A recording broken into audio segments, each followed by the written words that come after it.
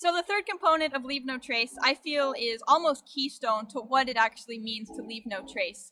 And in this context, we're going to be talking about how to dispose of your waste properly.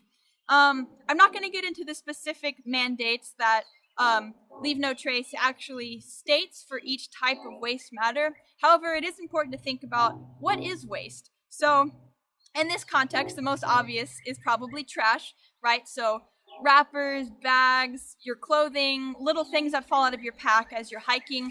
These are all things that over time do lead up or build up in the environment, and a lot of them can be disposed of in a way that's most sustainable. So think about recycling, composting, or if trash is the option, that's the way to go. But do consider what's falling out around you or little things here and there that we want to make sure are getting to where they need to be at the end of the day. The second is food waste. So whether it's a scrap that you don't want, or like an apple core, right?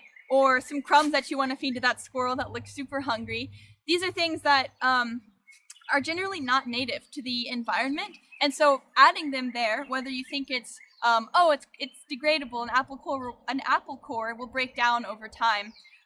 These are things that, once again, if you multiply it times 5,000 apple cores, it's going to leave quite a difference in the environment. Additionally, if they're not native foods, the animals might actually end up suffering or get accustomed to it in ways that is really detrimental to their health and human safety in general.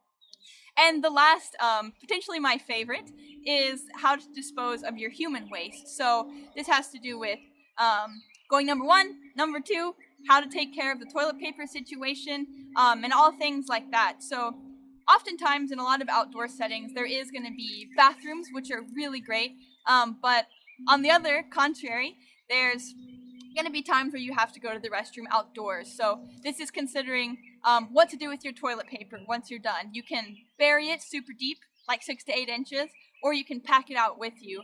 I'm sure we've all seen piles of toilet paper around, and aside from it being just absolutely gross and no one really wants to see that at all, there's better ways to do it. There's ways to do it that are sustainable, and Leave No Trace goes into a lot of these specifics on their website, and there's lots of resources online for what type of environments need what. However, there are things to consider. So a lot of human traffic over time can build up a lot of different waste in a lot of different capacities. So do consider as you're moving through what your waste is going to be looking like and what your plan is to address it.